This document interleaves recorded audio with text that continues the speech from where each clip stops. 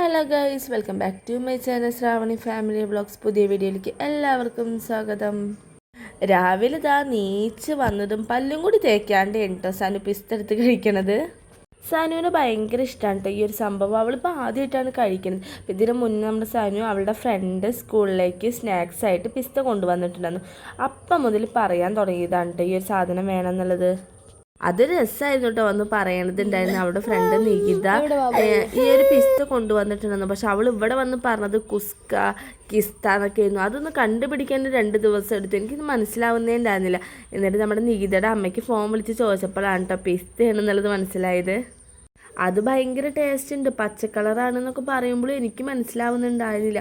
അവസാനം വിളിച്ച് ചോദിച്ചപ്പോഴാണ് കേട്ടോ പിസ്തയാണെന്ന് മനസ്സിലായത്. അപ്പോൾ അത് ഏട്ടൻ 2 ദിവസം കഴിഞ്ഞിട്ട് വാങ്ങി കൊടുത്തിട്ടുണ്ടായിരുന്നു. അപ്പോൾ സനുത കണ്ടപ്പോഴേക്കും എടുത്ത് കഴിക്കുകയാണ്. രാത്രി ഏട്ടൻ ഉറങ്ങിക്കെടുക്കുമ്പോഴാണ് കൊടുക്കുന്നത്. രാത്രി കുറച്ച് ലേറ്റ് ആയിട്ടാണ് വന്നിട്ടുണ്ടായിരുന്നത്. അപ്പോൾ രാവിലെ നീച്ചിട്ടും അവൾ കണ്ടപ്പോൾ അതാ എടുത്ത് കഴിക്കുകയാണ്.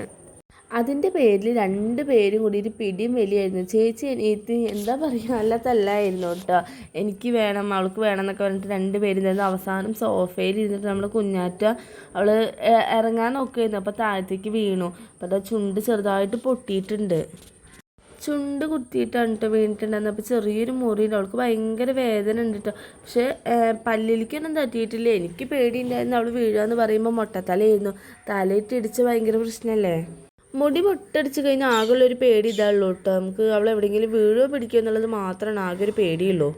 അത് കുറച്ച് നേരത്തെ കാര്യം മാത്രമേ ഉള്ളൂ കേട്ടോ. അപ്പോഴത്തെ ഒരു വീഴ്ചയിൽ അത് കഴിഞ്ഞു. ഇപ്പം കണ്ടില്ലേ 2 പേരും പിന്നെയും തുടങ്ങി. അപ്പോൾ അതായത് വീട്ടിലേക്ക് ഒരു അതിഥി വരുന്നുണ്ട്. എൻ്റെ ചേച്ചി ഏട്ടനാണ് കേട്ടോ. അതായത് വല്യച്ഛൻ്റെ മോളും ഹസ്ബൻഡും കൂടിയിട്ട് വരുന്നുണ്ട്. അപ്പോൾ ഞാൻ അവർക്ക് കുറച്ച് ബിരിയാണിയും ചിക്കനൊക്കെ ഉണ്ടാക്കാനാണ് വിചാരിക്കുന്നത്. കുറേ നാളുകൾക്ക് ശേഷമാണ് കേട്ടോ അപ്പോൾ ചേച്ചി വരുന്നത്. അപ്പോൾ ചേച്ചി ഇപ്പോൾ ഇവിടെ നാട്ടിലില്ല, ഇവിടെ യൂറോപ്യൻ കൺട്രിയിലാണ് വർക്ക് ചെയ്യുന്നത്. അപ്പോൾ ഇപ്പോൾ ലീവിന് വന്നപ്പോൾ 2 പേരും കൂടി വന്നതാണ്. പെട്ടെന്നുള്ള വിളിയായ കാരണം ഏട്ടനൊന്നും ഉണ്ടായിരുന്നില്ല. ഏട്ടൻ വർക്കിന് പോയിട്ടുണ്ടായിരുന്നു കേട്ടോ. സനുവിന് സ്കൂളില്ലാത്ത കാരണം അവളും കൂടി ഉണ്ടായിരുന്നു കേട്ടോ. അതുകൊണ്ട് കുഴപ്പമുണ്ടായിരുന്നില്ല. കുട്ടികളെയും എല്ലാവരെയും കാണാൻ പറ്റി. ഏട്ടൻ മാത്രമല്ലേ ഇല്ലാതിരുന്നുള്ളൂ. നമ്മുടെ ഫുഡൊക്കെ റെഡിയായി. ചിക്കൻ കറി വെച്ച് ചിക്കൻ ഞാൻ വറുത്തിട്ടാണ് കേട്ടോ വെച്ചിട്ട്. പിന്നെ സാലഡ് ഉണ്ടാക്കി. ആ ടൈമൊക്കെ ആയപ്പോഴേക്കും ചേച്ചി ഏട്ടനൊക്കെ വന്നിട്ടുണ്ടായിരുന്നു. ചേച്ചി വരുമ്പോൾ ഒരുപാട് മിഠായികൾ കൊണ്ടുവന്നിട്ടുണ്ടായിരുന്നു കേട്ടോ. അപ്പോൾ അതിലിതേ ഓരോന്നെടുത്ത് കഴിക്കുകയാണ്. എനിക്കിതേ ഭയങ്കര ഇഷ്ടമായൊരു മിഠായിയാണ് കേട്ടോ സനുവിൻ്റെ കയ്യിലുള്ളത്. രാവിലെ കുഞ്ഞാറ്റിയും സനും കൂടിയിട്ടല്ലേ തല്ല് കൂടുന്നുണ്ടായിരുന്നു. ഇപ്പോൾ ഞാനും സനും കൂടിയിട്ടായിരുന്നു. ആ ഒരു മിഠായിന്ന് ഒരു കഷ്ണം കിട്ടാൻ വേണ്ടിയിട്ടായിരുന്നു ഞാൻ അവളുടെ പിന്നാലെ നടക്കുന്നുണ്ടായിരുന്നു.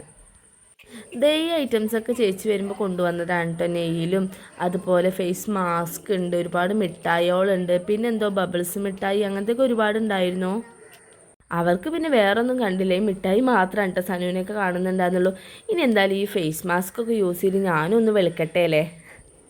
ഞാനിങ്ങനെ മുന്നേ എപ്പോഴും റൈസ് ഉണ്ടാക്കുന്നൊരു വീഡിയോ ഇട്ടപ്പോൾ ഞാൻ പറയാനൊരു ബിരിയാണി ഉണ്ടാക്കുന്നത്. പക്ഷേ നിങ്ങളതിൻ്റെ താഴെ കമൻറ്റ് ചെയ്യുന്നുണ്ട് ബിരിയാണി അല്ല നെയ്ച്ചോറ്. അത് അറിയാവുന്നതാണ്. പക്ഷേ എന്നാൽ പോലും എപ്പോഴും നമുക്ക് വായലങ്ങനെ വലിയ ബിരിയാണി എന്നാണ്. അതുകൊണ്ടാണ് കേട്ടോ അങ്ങനെ പറയുന്നത്.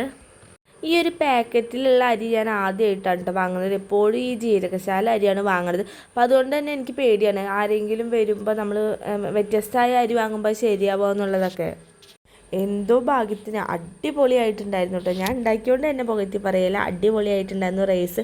പിന്നെ അനിയൻ വന്നിട്ട് അവൻ്റെ ഫോണിൽ ഏതൊരു ആപ്പ് ഉണ്ട് എയറോപ്ലെയിൻ വരച്ചിട്ട് അതുപോലെ ആവുമെന്നൊക്കെ പറഞ്ഞ് കാണിച്ചു തരുന്നതാണ് കേട്ടോ. ഇങ്ങനെയൊക്കെ വീഡിയോ എടുക്കാൻ സമ്മതിക്കുമെങ്കിലും ഫേസ് കാണിക്കാൻ തീരെ താല്പര്യമില്ലാത്ത ഒരാളാണ് കേട്ടോ. പിന്നെ അത് മാത്രമല്ല എൻ്റെ യൂട്യൂബ് വീഡിയോസിൽ നെഗറ്റീവ് പറയുന്ന ഒരാളും കൂടിയാണ്.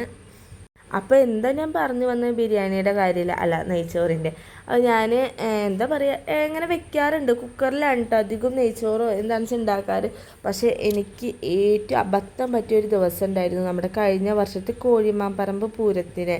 അതായത് ഞങ്ങളുടെ ഫാമിലി എല്ലാവരും വന്നിട്ടുണ്ടായിരുന്നു കേട്ടോ. അച്ഛൻ്റെ പെങ്ങളും അമ്മായിമാരും ചേച്ചിമാരും എല്ലാവരും കൂടിയൊരു ദിവസമായിരുന്നു. അപ്പോൾ ഞാൻ വിചാരിച്ചു ഇങ്ങനെ റൈസ് വെക്കുക, ചിക്കനൊക്കെ വാങ്ങിച്ച് അടിപൊളിയായിട്ട് ഉണ്ടാക്കാമെന്ന് വിചാരിച്ചു. അപ്പോൾ ഞാൻ എന്താ ചെയ്തത്, അന്ന് ഞാനൊരു പരീക്ഷണം നടത്തി. എപ്പോഴും കുക്കറിലല്ലേ ഉണ്ടാക്കാറ്. അപ്പോൾ ഞാൻ വിചാരിച്ചു ചെമ്പിൽ വെച്ച് വാർത്തെടുക്കാമെന്ന് വിചാരിച്ചതാണ്. ആ ഒരു പരീക്ഷണം അന്നത്തോടു കൂടി പാളിപ്പോയി എന്ന് പറയാം. ഇവരൊക്കെ വന്നപ്പോൾ എനിക്ക് ഭയങ്കര സങ്കടമായിട്ട് എന്താ പറയുക, ആ ഒരു റൈസ് നന്നായിട്ട് വെന്തിട്ടുണ്ടായിരുന്നു. അതായത് നമ്മൾ വാർത്തെടുക്കുകയല്ലേ ചെയ്ത്. അപ്പോൾ ആ ചൂടോട് കൂടി ഒരുപാട് നേരം വാർത്ത് വെച്ചപ്പോൾ നല്ല പശ പോലെ ആയിട്ടുണ്ടായിരുന്നു. ആ ഒരു അനുഭവം എനിക്ക് വല്ലാത്തൊരു അനുഭവം തന്നെയായിരുന്നു കേട്ടോ. എന്താ പറയുക, എൻ്റെ കയ്യിൽ നിന്ന് പണി പാളിപ്പോയൊരു ദിവസം കൂടി തന്നെയായിരുന്നു. എത്രയും പേരും വന്നിട്ട് കഴിച്ചു, പക്ഷേ എന്നാൽ പോലും അത് തൃപ്തികരമല്ലായിരുന്നു. അപ്പോൾ ഞാൻ വിചാരിച്ചു ഇനിയിപ്പോൾ ഇങ്ങനെ ഒന്നും ഉണ്ടാക്കേണ്ട ആവശ്യം ഉണ്ടായിരുന്നില്ല, കുറച്ച് ഏൽപ്പിച്ചാൽ മാത്രം മതിയായിരുന്നു എന്ന്. അങ്ങനെ അവർ ആദ്യമായിട്ട് ഒത്തിരി പേര് വന്നിട്ട് ആ ഒരു റൈസ് കഴിക്കാൻ പറ്റാത്ത രീതിയിൽ നാശമായി പോയപ്പോൾ എനിക്ക് ഭയങ്കര സങ്കടമായിട്ടാണ്. അന്നത്തോട് ഇങ്ങനെയുള്ള പരീക്ഷണങ്ങളൊക്കെ നിർത്തിയിട്ടുണ്ടായിരുന്നു. ഇതെന്തായാലും ഞാൻ പറയില്ല, അടിപൊളിയായിട്ടുണ്ട്. റൈസൊക്കെ നല്ല വിട്ട് വിട്ട് സെപ്പറേറ്റ് ആയിട്ട് അടിപൊളിയായിട്ട് വന്നിട്ടുണ്ട്. ഇവർക്ക് ഭയങ്കര ഇഷ്ടമായി. അതല്ലേലും അങ്ങനെയാണല്ലോ, നമ്മളിപ്പോൾ വീട്ടിൽ എത്ര നന്നായിട്ട് ഉണ്ടാക്കുകയാണെന്ന് വെച്ചാൽ നമ്മുടെ വീട്ടിലേക്ക് ഒരു വിരുന്നുകാരോ ആരെങ്കിലും വരുമ്പോൾ അത് ശരിയാവില്ല. നമ്മൾ എത്ര ഉണ്ടാക്കിയാലും അത് കറക്റ്റായിട്ട് കിട്ടില്ല. നിങ്ങൾക്കൊക്കെ അങ്ങനത്തെ അനുഭവം ഉണ്ടായിട്ടുണ്ടോ? എനിക്ക് എത്രയോ പ്രാവശ്യം ഉണ്ടായിട്ടുണ്ട്. നമ്മളിതാ അപ്പോൾ എന്താ പറയുക, ഇന്നലെയൊക്കെ നന്നായിട്ട് വെച്ചാൽ അതേ സാധനം തന്നെ നമ്മൾ പിറ്റേ ദിവസം വെച്ചാൽ ചിലപ്പോൾ നന്നാവില്ല, പ്രത്യേകിച്ചും ആരെങ്കിലും ഒരാൾ വരുന്നുണ്ടെന്ന് പറഞ്ഞാൽ. എന്തായാലും ഇന്നത്തെ ഫുഡ് അടിപൊളിയായിരുന്നു. അടിപൊളി ചിക്കൻ കറിയും അതുപോലെ തന്നെ എന്താ പറയുക റൈസും ആയിരുന്നു കേട്ടോ. നല്ല അടിപൊളിയായിട്ട് തന്നെ കഴിച്ച് എല്ലാവർക്കും ഭയങ്കര ഇഷ്ടമായിട്ടുണ്ട്. അങ്ങനെ അവർ ഫുഡൊക്കെ കഴിച്ച് തിരിച്ചു വിട്ട് എൻ്റെ പരീക്ഷണം പോലെ ഞാൻ പെട്ടെന്നെടുത്ത തീരുമാനമായിരുന്നു ആ ചേച്ചിയുടെ വീട്ടിലേക്ക് പോകുക എന്നുള്ളത്. സനുവിന് എന്തായാലും 2 ദിവസം സ്കൂളിലാണ്. അപ്പോൾ അതാ അങ്ങനെ ചേച്ചിയുടെ വീട്ടിൽ പോയി നിൽക്കാമെന്ന് അങ്ങനെ തീരുമാനിച്ചതാണ് കേട്ടോ. അപ്പോൾ ഏട്ടനെ വിളിച്ച് പറഞ്ഞിട്ടുണ്ടായിരുന്നു. അപ്പോൾ ഏട്ടൻ വർക്ക് കഴിഞ്ഞ് ഞായറാഴ്ച ഞങ്ങളെ കൂട്ടാൻ വരാമെന്നാണ് കേട്ടോ പറഞ്ഞിട്ടുണ്ടായിരുന്നു.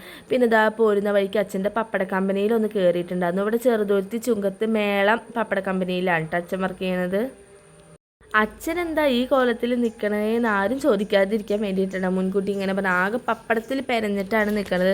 ദേ കണ്ടില്ലേ, അച്ഛനെ കണ്ടപ്പോൾ കുഞ്ഞോറ്റ വേഗം ഇറങ്ങിയെടുക്കാനൊന്നും പറ്റില്ല. ആകെ പൊടി മയാണ് മേത്തൊക്കെ. എന്തായാലും ശരിക്കും നമ്മുടെ ഹസ്ബൻഡിൻ്റെ ആയാലും നമ്മുടെ മാതാപിതാക്കളുടെ അച്ഛൻ്റെയും അമ്മയുടെയൊക്കെ വില അറിയണമെങ്കിൽ അവർ വർക്ക് ചെയ്യുന്ന സ്ഥലത്ത് പോയി കാണണം. ഈ ഒരു എന്താ പറയുക, അവർ വർക്ക് ചെയ്യുന്ന സ്ഥലത്ത് പോയി കണ്ടാൽ നമുക്ക് അവരുടെ വില സത്യം പറഞ്ഞാൽ കൂടുതലായിട്ട് മനസ്സിലാവും. എത്ര ബുദ്ധിമുട്ടിയിട്ടാണ് അവർ ഓരോ ജോലിയും ചെയ്യുന്നത്. ഒരു ജോലി എന്നല്ല കേട്ടോ, ഏതൊരു ജോലിയായാലും ഇപ്പോൾ വാഹനം ഓടിക്കുകയാണെന്ന് വെച്ചാലും അതല്ല വേറെ എന്തെങ്കിലും ചെയ്യുകയാണെന്ന് വെച്ചാൽ എനിക്കിത് കണ്ടപ്പോഴാണ് കേട്ടോ പെട്ടെന്ന് എനിക്ക് എന്തോ പോലെ തോന്നിയത്. നമ്മൾ പിന്നെ സ്ഥിരം കാണുന്നതുകൊണ്ട് കുഴപ്പമില്ല. ചേച്ചി അച്ഛനത് ആ ചിത്തപ്പൻ എന്നാണ് കേട്ടോ വിളിക്കുക. അപ്പോൾ അവർക്ക് പരസ്പരം കണ്ടപ്പോൾ ഭയങ്കര സങ്കടമായി. അച്ഛനെ പ്രത്യേകിച്ച് ഇങ്ങനെയാണ് കേട്ടോ, ഇങ്ങനെ വെല്ലിച്ചിൻ്റെ മക്കളേനെയും അവരേനൊക്കെ കാണുമ്പോൾ എപ്പോഴല്ലേ കാണുള്ളൂ. അപ്പോൾ പെട്ടെന്ന് സങ്കടം വരും. അച്ഛൻ ചെറുതായിട്ട് കരഞ്ഞിട്ടൊക്കെ ഉണ്ടായിരുന്നു. പിന്നെ ഇതാ ഞാൻ പോരുന്ന വഴിക്ക് ഏട്ടനെ തൃശ്ശൂരാണ് കേട്ടോ വർക്ക്. അപ്പോൾ ഏട്ടൻ അങ്ങനെ കണ്ടിട്ടുണ്ടായിരുന്നു. ഏട്ടനോട് ഞാനിതാ പോവുകയാണ്, ഇപ്പോൾ 2 ദിവസം കഴിഞ്ഞിട്ടില്ലേ കാണുള്ളൂ, കരയണ്ടെന്നൊക്കെ പറയാണ്ട്. അപ്പോൾ അത് അവർ കളിയാക്കണതാണ്. അപ്പോൾ ഏട്ടൻ പറയും കരിയൊന്നുമല്ല, കണ്ണിലെന്തോ പൊടി പോയിട്ട് കണ്ണ് കലങ്ങിയിരിക്കണതാണ്, 2 ദിവസമെങ്കിലും സമാധാനം കിട്ടില്ല എന്നൊക്കെ പറഞ്ഞിട്ടാണ് കേട്ടോ ഇവരിങ്ങനെ കളിപ്പിച്ചുകൊണ്ടിരിക്കുകയാണ്. ഇവർ 2 പേരാണ് ചരുണിനൊരു മോചനം കിട്ടി, ആരെ സമാധാനം സന്തോഷം ആഗ്രഹിക്കാത്തതെന്നൊക്കെ ചോദിച്ചിട്ട് ഇങ്ങനെ വെറുപ്പിക്കുകയാണ് കേട്ടോ. ശരിയാണല്ലേ, എന്തായാലും 2 ദിവസമായിട്ട് റെസ്റ്റ് എടുക്കട്ടെ. എന്നിപ്പോൾ എൻ്റെ ഈ മുഖം തന്നെയല്ലേ കാണുന്നത്. അപ്പോൾ എന്തായാലും ഞങ്ങൾ അങ്കമാലിക്കാണ് കേട്ടോ പോകുന്നത്. ഏട്ടൻ്റെ വീട് അങ്കമാലിയാണ്. എന്താണെന്നറിയില്ല, സനുവിനെ വണ്ടിയിൽ ഇരുന്നിട്ട് ഭയങ്കര ടയേർഡ് ഉണ്ടായിരുന്നു, ചെറിയൊരു ചൂടുണ്ടായിരുന്നു. അപ്പോൾ അതിൻ്റെ ഒരു ക്ഷീണമാണെന്ന് തോന്നുന്നു. ആകെ ഛർദ്ദിക്കാൻ വന്നിട്ടും ആകെ അവൾ വയ്യാതെ ആയിട്ടുണ്ടായിരുന്നു. സനുവിന് മാത്രമല്ല, കാറിൽ കയറിയപ്പോൾ മുതൽ എല്ലാവർക്കും ഉള്ള അസ്വസ്ഥതയാണ്, ആകെ ഛർദ്ദിക്കാൻ വരും. എനിക്കെപ്പോഴും പണ്ടുള്ളൊരു ശീലമാണ് കേട്ടോ, എപ്പോൾ ബസ്സിൽ കയറി നമ്മളിവിടുന്ന് എന്താ പറയുക അടുത്ത സ്റ്റോപ്പിലേക്ക് എത്തണ്ട അപ്പോൾ തന്നെ ഛർദ്ദിക്കാൻ വലിയ ആകെ ഒരു അസ്വസ്ഥത. എവിടേക്ക് പോകുകയെന്ന് വെച്ചാൽ നാരങ്ങ, അതുപോലെ തന്നെ കവറും, പിന്നെ എന്തോ ആരൊക്കെ പറയുന്നത് കേട്ടിട്ടുണ്ട് മുല്ലപ്പൂ മണത്താൽ മതി, മുടി മണത്താൽ മതി, പേപ്പർ വയറ്റിൽ വെച്ചാൽ മതി, അങ്ങനെയൊന്നും ഛർദ്ദിക്കില്ല. അങ്ങനത്തെ ഓരോരോ പരീക്ഷണങ്ങൾ ചെയ്തിട്ടാണ് കേട്ടോ ഒന്ന് പുറത്തേക്ക് തന്നെ ഇറങ്ങാൻ. എനിക്ക് എപ്പോഴും ഉള്ളതാണ്. എന്താ പറയുക, എപ്പോഴും ഛർദ്ദിച്ചുകൊണ്ടിരിക്കും. ഭയങ്കര ടയേർഡാവും വണ്ടിയിൽ അങ്ങോട്ട് കയറിക്കഴിഞ്ഞാൽ. ആകെ എനിക്ക് കംഫർട്ടബിൾ ബൈക്ക് മാത്രമേ ഉള്ളൂ. അതുപോലെ ട്രെയിനിൽ പോയാലും ഓക്കെയാണ്. ഇങ്ങനെ കാറിലൊക്കെ പോയി പെട്ടെന്ന് തന്നെ ഛർദ്ദിക്കാൻ വരും. അതേ അവസ്ഥ തന്നെയാണ് കേട്ടോ സനുവിനും. കുറച്ച് അങ്ങോട്ട് ദൂരെ എത്തേ വേണ്ടുള്ളൂ, അപ്പോഴേക്കും അവൾക്ക് ഛർദ്ദിക്കാൻ വരും. നമ്മുടെ കുഞ്ഞാറ്റയ്ക്ക് എന്തോ ഇതുവരെ അങ്ങനെ കുഴപ്പമൊന്നും ഉണ്ടായിട്ടില്ല. അവളിപ്പോൾ അത്ര ചെറുതല്ലേ, അവൾക്ക് അങ്ങനെ പറയാറാവാത്തത് കൊണ്ടായിരിക്കും, എനിക്കറിയില്ല. അവൾക്കിപ്പോൾ വലിയ കുഴപ്പമൊന്നുമില്ല. പിന്നെ എനിക്ക് ഇപ്പം അതിൻ്റെ ടെൻഡൻസി അങ്ങനെ നിന്ന് പോകുന്നുണ്ട്. വലിയ കുഴപ്പമില്ല, ഒന്ന് എന്താ പറയുക അഡ്ജസ്റ്റ് ചെയ്യാൻ പറ്റുന്നുണ്ട്. എവിടെയെങ്കിലും ഛർദ്ദിക്കാത്തൊരു ലെവലാക്കാൻ പറ്റുന്നുണ്ട്. അതായത് നാരങ്ങയൊക്കെ മണപ്പിച്ചാൽ ഓക്കെ ആവുന്നുണ്ട് കേട്ടോ, കുഴപ്പമില്ല. എൻ്റെ ഏകദേശം മാറി വരുന്നു. പിന്നെ ഇതേ ഞങ്ങൾ വരുന്ന വഴിക്ക് ജിരിൻ ചേട്ടൻ്റെ അമ്മായിയുടെ വീട്ടിലൊന്ന് കയറിയിട്ടുണ്ടായിരുന്നു. അപ്പോൾ അതാ ചേച്ചി വെയിറ്റ് നോക്കാൻ വേണ്ടിയിട്ടുണ്ട്. ചേച്ചി ആകെ ഇപ്പോൾ പുറത്തേക്കൊക്കെ പോയതല്ലേ, അപ്പോൾ ആകെ ക്ഷീണമായി, വെയിറ്റൊക്കെ ഒന്ന് നോക്കട്ടെ എന്ന് പറഞ്ഞിട്ട് വെയിറ്റ് മെഷീനൊക്കെ കൊണ്ടുവച്ചിട്ടുണ്ടായിരുന്നു. എനിക്ക് ഇവർ ഈ വെയിറ്റ് നോക്കണത് ഈ ഒരു മെഷീൻ കണ്ടപ്പോൾ ചെയ്യുന്ന അതേ പ്രകൃതത്തിലാണ് ഞാനും ചെയ്യുന്നത്. ബാറ്ററി എപ്പോഴും അഴിച്ചു വയ്ക്കുക, എന്നിട്ട് ഈ ഒരു ടി വിയുടെ റിമോട്ടിൻ്റെ ബാറ്ററി ഇട്ടിട്ടാണ് കേട്ടോ വെയിറ്റ് നോക്കാറില്ല. അപ്പോൾ ഞാൻ പറയുന്നു ഞാനും ഇങ്ങനെ തന്നെ ചെയ്യാറ്, ഫ്ലിപ്പിൽ നിന്ന് ഓർഡർ ചെയ്തിട്ടുള്ളതാണ് എന്നൊക്കെ. വെയിറ്റ് മെഷീൻ വെച്ചപ്പോൾ അതേ കുഞ്ഞാറ്റ ആരും കയറിയില്ലെങ്കിലും ഞാൻ കയറി നിൽക്കട്ടെ എന്ന് പറഞ്ഞിട്ട് അവൾ കയറി നിന്നിട്ടുണ്ടായിരുന്നു. എന്തോ സമാധാനമായി. നമ്മുടെ കുഞ്ഞാറ്റ 10 കിലോ വെയിറ്റ് ആയിട്ടുണ്ട് കേട്ടോ. എപ്പോഴും 9 കിലോ അല്ലെങ്കിൽ 8 കിലോ ഒക്കെ ആവാറുള്ളത്. ഇപ്പോൾ 2 വയസ്സ് ഒരു 10 കിലോ ഉണ്ട്. എന്നാലും അത് കുറവാണ് തോന്നുന്നു. 11 വേണം തോന്നുന്നു. എന്നാലും കുഴപ്പമില്ല. പിന്നെ നമ്മുടെ സാനുക്കുട്ടി 15 കിലോ ഉണ്ട് ഇപ്പോൾ വെയിറ്റ്. ഞാൻ 2 കിലോ വെയിറ്റ് കൂടിയിട്ടുണ്ട്. ഇപ്പോൾ വെയിറ്റ് ലോസ് ഒന്നും നോക്കാറില്ല കേട്ടോ. അതുകൊണ്ട് തന്നെ 2 കിലോ വെയിറ്റ് കൂടിയിട്ടുണ്ട്. എന്താ പറയുക, ഒരാഴ്ച നല്ലപോലെ ഫുഡ് അടിക്കും, ഒരാഴ്ച ഫുള്ള് ഡയറ്റിങ്. അങ്ങനെയാണല്ലോ എൻ്റെ അവസ്ഥ. എന്തായാലും ഇനി ഇവിടുന്ന് വീട്ടിലേക്കൊക്കെ പോയിട്ട് വേണം ഫുള്ളായിട്ട് ഡയറ്റ് തുടങ്ങാൻ. അപ്പോൾ അത് അവസാനം ഞങ്ങൾ ജിതിനേട്ടൻ്റെ വീട്ടിലെത്തിയിട്ടുണ്ട്. വീട്ടിൽ ചെന്ന് കയറിയത് അവർ ഫുള്ള് കളിയിലായിരുന്നു കേട്ടോ. കാറിൽ കണ്ട സാധനമല്ലായിരുന്നു വീട്ടിലെത്തിയപ്പോൾ. കാറിലാകുമ്പോൾ അവൾ ആകെ ഛർദ്ദിച്ച് ഒരു പരുവത്തിലായിട്ടുണ്ടായിരുന്നു. വീട്ടിലെത്തിയപ്പോൾ അവൾ ഉഷാറായിട്ട് ഇനി ഒന്ന് കിടന്നാൽ മതിയെന്നായി. അപ്പോൾ എത്രയല്ലോ നമ്മുടെ ഇന്നത്തെ വിശേഷം.